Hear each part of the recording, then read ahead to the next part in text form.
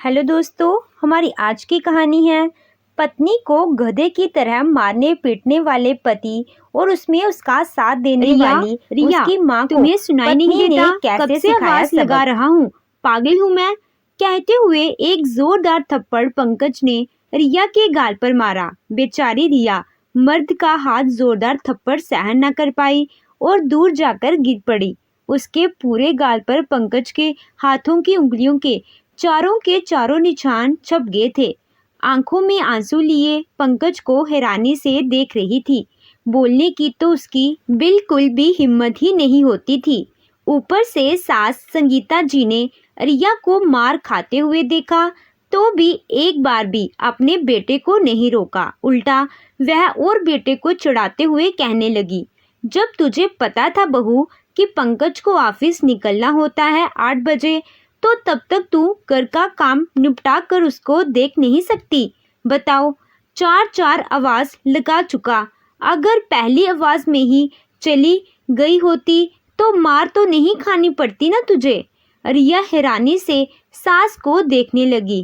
क्या औरत है ये, एक बार भी अपने हैवान राक्षस बेटे को मना करने के बजाय सारा दोष मेरे ऊपर ही कर रही है, जबकि लगातार सोफे पर बैठे बैठे ये देख रही है कि मैं सुबह से लगातार घर के कामों में लगी हूँ। पंकज 8 बजे ही ऑफिस चले जाते हैं। डर के मारे मैं 4 बजे ही उठ जाती हूँ और तब से लगातार लगी रहती हूँ। चाय तक पीने की नौबत नहीं होती है। इसके बावजूद भी मुझे यही नाम मिलता है। और पंकज ने मुझे मारा भी तो क्यों? छोटी सी मामूली बात पर कि वह मुझे दोबारा आवाज दे चुके हैं। मेरा हाथ फंसा था, मैं आटा गूंद रही थी।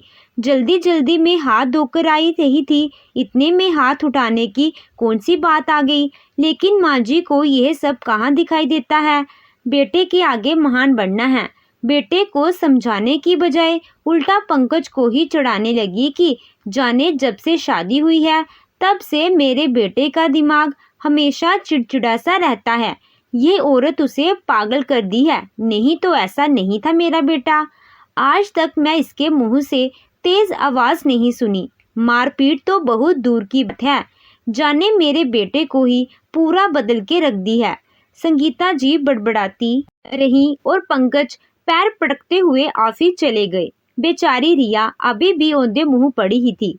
उसे समझ में नहीं आ रहा था कि आखिर उसकी गलती क्या थी। उसे इस तरह क्यों पूरे परिवार के सामने जलील किया जाता है, बार बार मारा जाता है। और ऊपर से संगीता जी जब भी पंकज रिया को मारते थे बीच में जरूर बोलती थी, वह भी जानबूझकर, ताकि पंकज का गुस्सा और बढ़े, वह रिया को और मारे और पीटे। बेटे बहू की लड़ाई में उन्हें खुशी तो बहुत मिलती थी। पूरे हफ्ते रिया और पंकज में बातचीत बंद रही। लेकिन कहते हैं ना, पति पत्नी में चाहे कैसी भी लड़ाई हो जाए, कुछ दिनों बाद सब कुछ नॉर्मल हो ही जाता है। रिया के बेटे का जन्मदिन आया। उनका बेटा आज पूरे 1 साल का हो गया था। पोते के बर्थडे की खुशी में संगीता जी ने छोटी सी पार्टी रखी थी, जिसमें रिश्तेदारों को बुलाया था। रिया के घर से रिया की भाभी और भैया आए थे। केक काटा, सब कुछ अच्छे से चल रहा था। अचानक ही जाने कौन सी बात पर पंकज चिढ़ जाते हैं और सबके सामने रिया का हाथ पकड़ उसे लगभग घसीटते हुए कमरे में ले जाते हैं और अपने गुस्से का गुब्बारा निकालते हुए रिया को एक जोरदार का थप्पड़ लगाकर कहते हैं, तुम्हें इशारों में बातें करना समझ में नहीं आता? कब से मैं इशारों से बोल रहा हूँ कि केक कट गया है, जल्दी मेहमानों के आगे सर्व कर दो। तुम फोटो खिंचवाने में लगी पड़ी हो।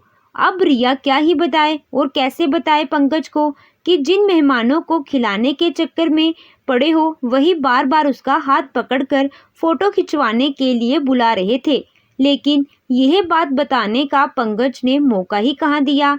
उसने तो अपनी मर्दानगी दिखा दी थी। अकेले में सब कुछ चल जाता है, लेकिन आज सबके सामने रिया को लगभग घसीटते हुए जो पंकज लेकर आए थे, मेहमानों में भी इसको लेकर चर्चा होने लगी थी। इधर रिया की भाभी ने माहौल गर्म होते देखा तो सबसे पहले मेहमानों का खाना लगाया। खा पी कर जब सारे मेहमान चले गए तो मौका देखकर वह रिया के कमरे में गई।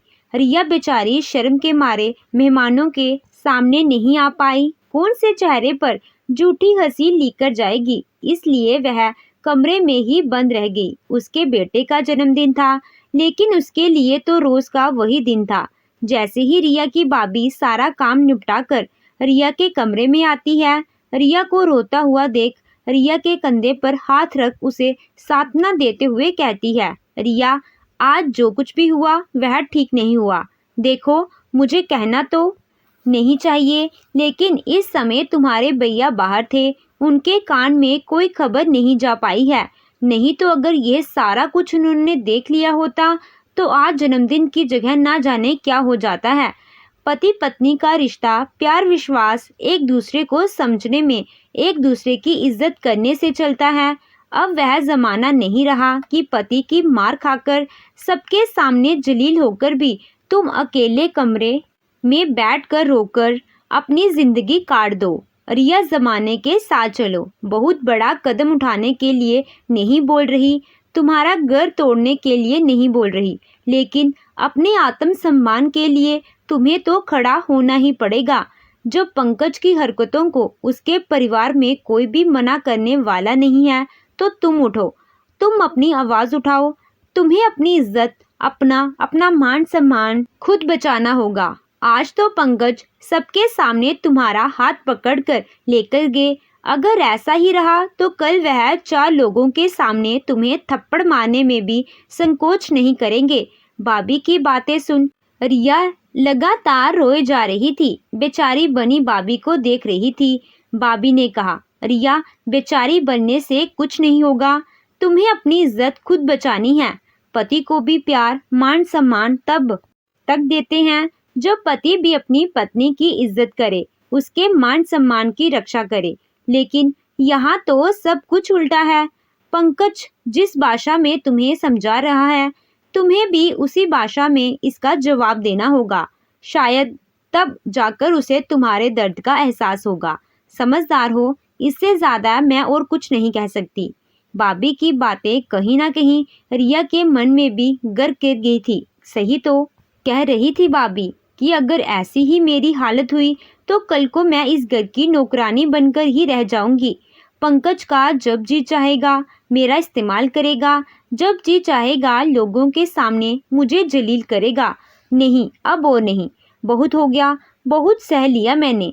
सही बात है, रिश्ते बस एक तरफ से नहीं चलते हैं। पूरी रात रिया इसी उधेड़बन में लगी रही। भाभी की बातों से उसके मन में एक अलग ही आशा की उम्मीद जली थी, एक आत्मविश्वास जगा था। रिया की भाभी ने एक बार रिया की सास से भी कहा, माँ जी, आप पंकज को समझाती क्यों नहीं? बात बात पर हाथ उठाना सही नहीं होता है। देखो भाई, ये उन पति पत्नी के बीच का मामला है, इसमें तो मैं नहीं बोल सकती। जहाँ बोलने का हक ना हो वहाँ बोलना सही नहीं होता है। संगीता जी ने कहा तो अपने लिए था, पर ऐसा लगा कि जैसे वह रिया की भाभी को सुना रही हैं। समझदारों के लिए इशारा ही काफी होता है। रिया की भाभी समझ गई कि मेरा इस तरह बोलना ही इन्हें अच्छा नहीं लग रहा है। अब भाभी को रिया की भी चिंता होने लगी थी। खैर, उस दिन खा पीकर सब लोग चले गए। आए अगले दिन रिया की भाभी ने रिया को फिर से फोन किया और उसे समझाते हुए कहने लगी, रिया, कुछ सोचा है तुमने? भाभी, मैं क्या करूं? मुझे तो कुछ समझ में नहीं आ रहा है।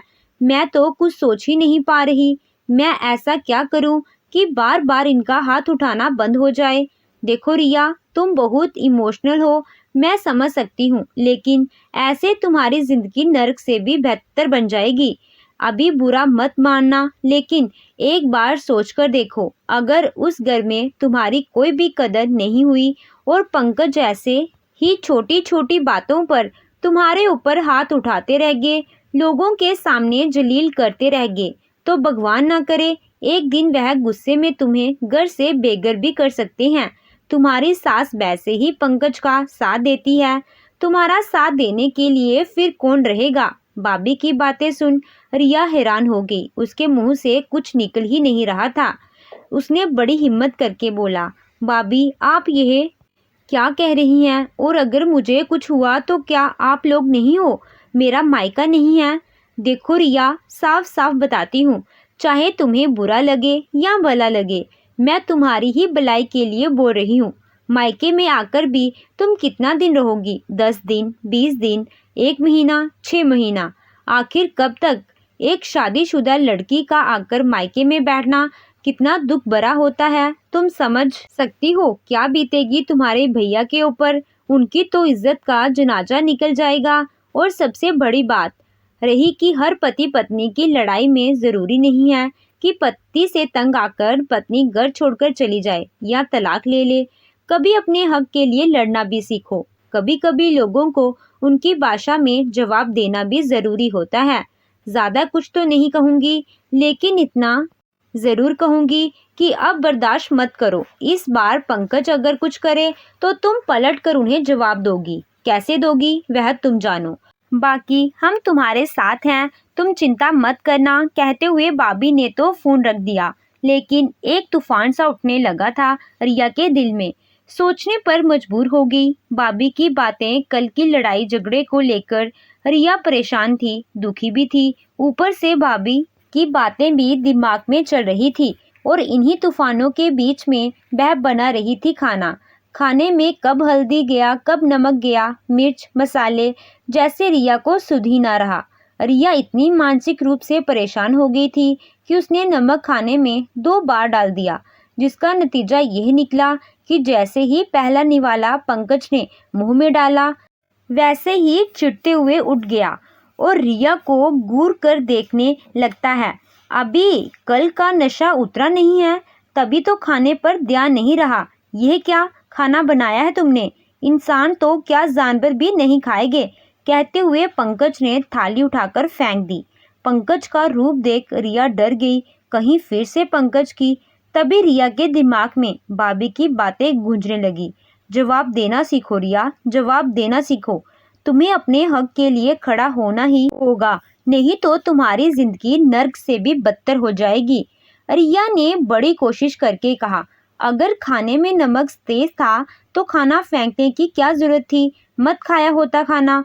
पहली बार रिया ने बोला था, वह भी डरते डरते। लेकिन यह तो पंकज की मर्दानगी पर तमाचा था। रिया के मुंह से आवाज कैसे निकल गई? तनतना हुआ वह पहुंचा रिया के पास और उठाया एक जोरदार का थप्पड़ लगाने को। हाँ भाई, तेरी अकल ठिकाने भी आ गई है। लगता है कल की मार का असर खत्म हो गया है, तभी तो दोबारा से गर्मी आ गई है तेरे में। और ऐसी गर्मी की आज तेरी जुबान भी चलने लगी। कहते हुए जैसे ही पंकज रिया को मारने लगा, रिया ने पंकज का हाथ पकड़ा और एक खींचते हुए चांटा पंकज की गाल पर रख दिया। झुक गया था एक और पंकज हैरानी से आंखें फाड़े रिया को देखता रहा। इधर संगीता जी का भी निवाला हाथ से छूटकर गिर गया, मुंह खुला का खुला ही रह गया। हैरानी से वह लगातार रिया को देखे जा रही थी। संगीता जी भी गुस्से में बौखला गई थी। रिया को भला बुरा कहते हुए पंकज से कहने लगे, पकड़ बेटा, इसके हाथ लगा 2-4 थप्पड़ इसको। देखो तो इसको शर्म नहीं आती है? करमजली नास पिटी, हाथ उठा दिया इसने। इधर पंकज की तो मर्दानगी कम हो गई थी। पहली बार पत्नी ने उसके ऊपर हाथ जो उठा दिया था। पंकज आओ देखा ना ताओ, जो भी हाथ में आया उठाकर रिया को मारने आया। रिया ने भी पंकज का हाथ पकड़ा और पीछे धक्का देते हुए सोफे पर गिरा दिया और खुद हाथों में अपना चप्पल निकालकर पंकज को धमकाते हुए कहने लगी, बस बहुत हो गया। हे राम, देखो तो इसके कैसे पर निकल आए हैं। काट बेटा इसके पर, आज के अभी काट, नहीं तो पूरे घर की इज्जत का नाश कर देगी यह। बताओ भला, अभी तक तो इसका यह रूप देखा ही नहीं था। हे राम, कहाँ से यह करम जली आ गई मेरे घर में। चुप बुढ़िया, कब से तेरी बड़बड़ सुने जा रही हूँ। उस समय तो तुम्हारे मुंह से जुबान ही नहीं होती है, जब तुम्हारा बेटा जानवरों की तरह मुझे मारता पीटता था, मुझे घसीटता था। आज तुम्हारी जुबान भी बहुत चलने लगी है। वह पति है, वह आदमी है, तो इसका मतलब ये नहीं कि पत्नी के ऊपर जुल्म करेगा, उसे पैर की जूती समझ के रहेगा। शुरुआत से ही अगर तुमने मना किया होता तो उनकी कतई हिम्मत नहीं होती कि रोज मुझे गधे की तरह मारते पीटते, सबके सामने जलील करते। जब मैं सबके सामने मार खा रही थी तो तब भी आपने कुछ नहीं बोला था। इसलिए बेहतर यही होगा आपके लिए कि आज भी आप पति पत्नी के बीच में बोलने की कोशिश भी मत करना। और तुम्हें पंकज के बाद अगर गलती से भी कभी हाथ उठाने की कोशिश करी, भगवान की कसम खाकर कहती हूँ, हाथ तोड़ के रख दूंगी। पति हो, पति वाली इज्जत चाहते हो तो ढंग से तमीज से मेरे साथ पेश आया करो, वरना फिर भूल जाओ कि मैं तुम्हारी पत्नी हूँ। अगर मैं चाहूँ अभी इसी वक्त फोन करके पुलिस बुला सकती हूँ और पूरे के पूरे खानदान को जेल की सैर करवा दूंगी। लेकिन घर की इज्जत की बात है। पहली और आखिरी बार चेतावनी दे रही हूँ, आइंदा से मेरे साथ कोई भी बदतमीजी नहीं होनी चाहिए, नहीं तो अपनी इज्जत का जनाजा निकालने के लिए खुद तैयार रहना। कहते हुए रिया ने चप्पल वहीं फेंक दिया और अपने कमरे में चली गई। आज रिया का इतना गुस्से भरा रूप देख संगीता जी ही क्या, पंकज खुद ही हैरान था। आज उसने पहली बार रिया के सामने ना बोलने में ही भलाई समझी थी। उसे पूरा विश्वास था कि अगर वह दोबारा कुछ भी उल्टा सीधा करेगा तो रिया उसे जेल भेजने में भी परहेज नहीं करेगी। बाकी जो पुलिस का लफड़ा होगा अलग से, डर कहो या इज्जत, जैसा भी हो, आज के बाद ना कभी संगीता जी की हिम्मत हुई रिया के खिलाफ कुछ बोलने की, ना पंकज की हिम्मत हुई कि वह कभी भी पलट कर रिया पर हाथ उठा सके। दोस्तों, सच्ची तो कहा है, जरूरी तो नहीं कि पति के अत्याचार से तंग आकर ससुराल से अलग हो जाए या तलाक ले लो। पति का क्या है, वह तो दूसरी शादी करके घर बसा लेगा, लेकिन बच्चों के साथ जिंदगी तो बर्बाद औरतों की होती है, जिसके लिए रिया का तरीका एकदम सही था। तो दोस्तों, आपको ये कहानी कैसी लगी कमेंट कर ज़रूर बताइएगा। कहानी अच्छी लगी हो तो वीडियो को लाइक कीजिएगा, चैनल पे नए हो तो चैनल को सब्सक्राइब कीजिएगा। Thank you.